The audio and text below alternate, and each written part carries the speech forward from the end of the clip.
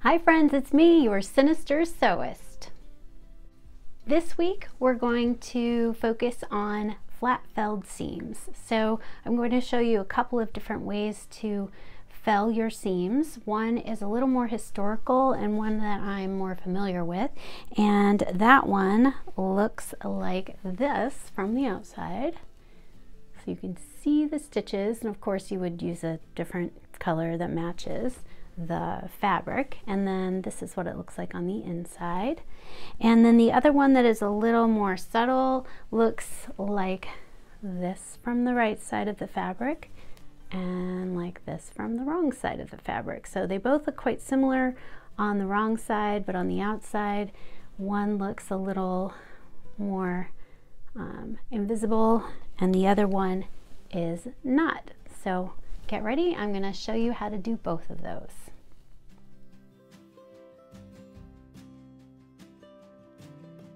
So why do you need to flat fill your seams? Well, flat filling your seams, especially if you're felling linen garments, if you're finishing linen garments, will keep the whole thing from unraveling. You want your garment to last a really long time. So if you are sewing with a fabric that is ravelly, and it doesn't matter if it's linen, silk, or wool, if it's the type of fabric that will ravel, if it's not tightly woven, you should fell your seams. So that's why flat felling is important.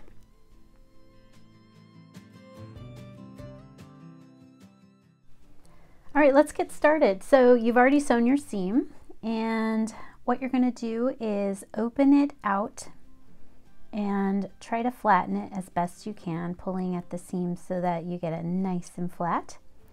And then what we're going to do next is trim off about halfway down the seam allowance.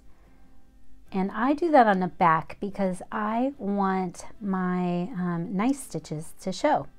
So now I have trimmed off half of the seam allowance on one layer only, and I'm going to fold the longer layer over the shorter layer to the back. You can pin these down if you want to.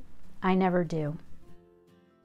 If you're using linen, you can just finger fold it down and press it, or if you're using wool or silk, you can sort of fold it back as you go.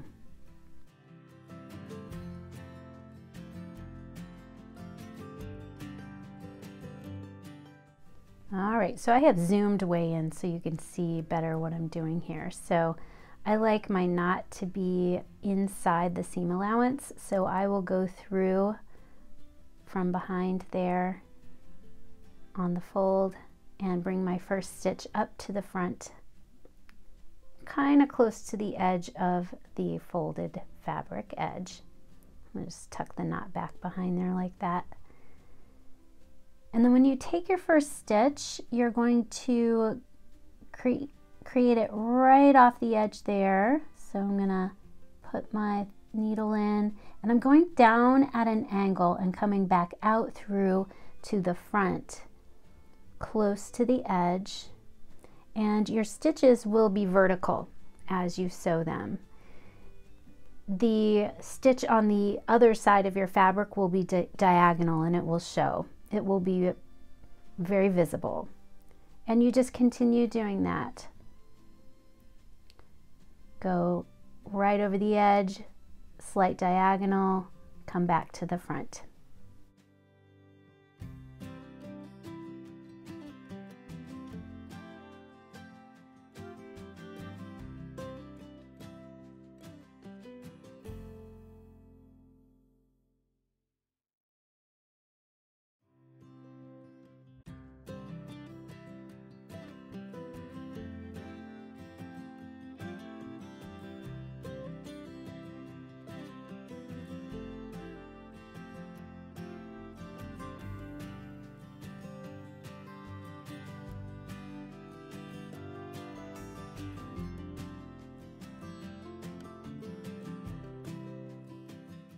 Now if I flip it over, you can see what the stitches look like from the right side of the fabric. It's a pretty prominent stitch, but this is very common in garments that I've seen from the 15th century especially.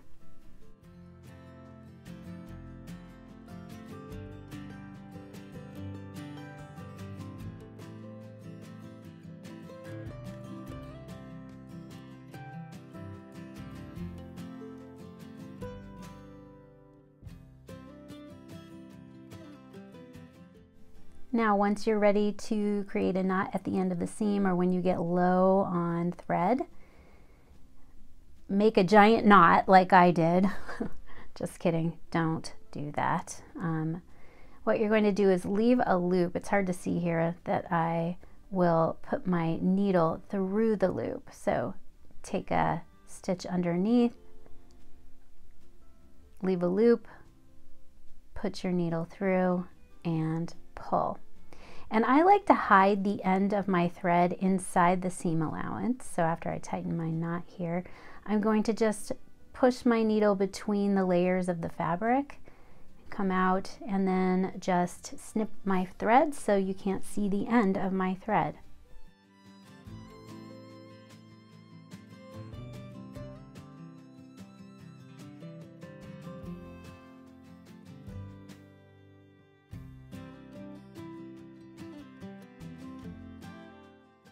Okay, so let's do the more subtle version, the one where the stitches are a little more invisible. I have gone ahead and trimmed the seam allowance and folded my edge over so that the seam isn't so bulky. And I'm going to go ahead and hide my knot in the seam allowance here, just taking one stitch.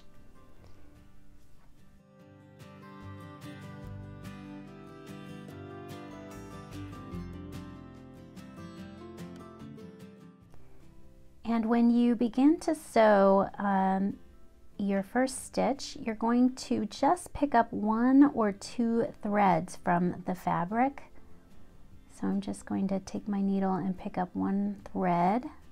It's kind of hard to show you here, but there. And then go down at an angle. So I've gone out of the fabric and back into the back of the seam allowance.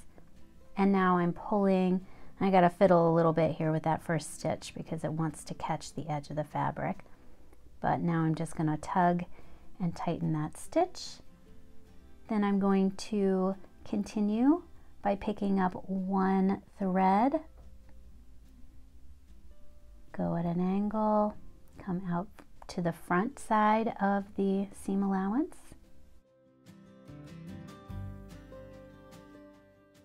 And if I flip my fabric over, you can see that it's just 1 tiny little stitch. And if I'm using the same color thread as my fabric, it will match.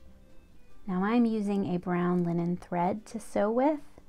I would usually use a natural or a white colored thread. Now this is if you want sort of a quicker hem. This will give you a diagonal stitch.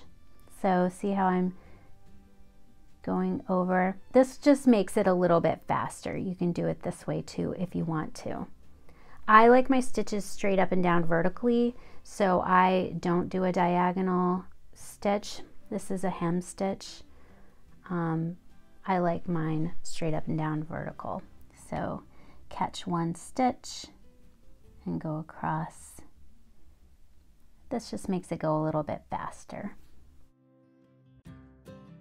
Okay, so I do like my stitches vertical, so I tend to create my felled seams using a vertical stitch with a diagonal stitch behind that doesn't show because it's tucked in between the layers of the seam allowance.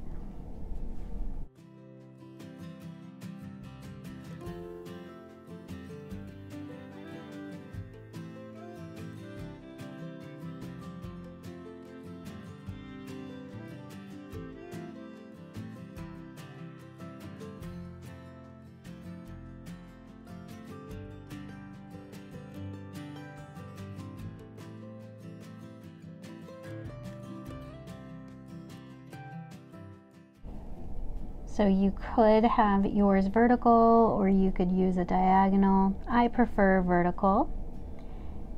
And One thing that you might want to think about is when you're sewing with linen, if you're using a colorful linen, you can see if you can find dyed linen threads. It's up to you. I tend to only use natural linen when I'm sewing my period garments. I'm just showing you how to take up a tiny stitch there. Instead of taking two, try to take one stitch. Natural colored linen was used in undergarments, and in general, outer garments were wool or silk. So that's why you will often see historical enthusiasts using wool for their outer garments or silk and linen for their undergarments in natural colors.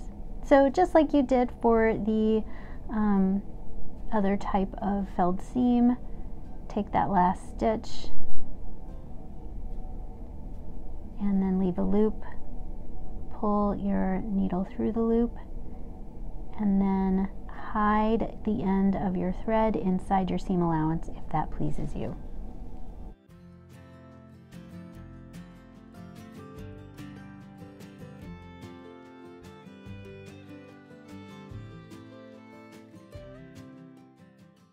And you can see, if I flip it over, it's a pretty invisible felled seam. So I hope that was helpful to you in learning how to fell seams. And of course, as always, if you have questions or comments or ideas for shows, leave your ideas or questions or comments in the comments section. And don't forget to like and subscribe.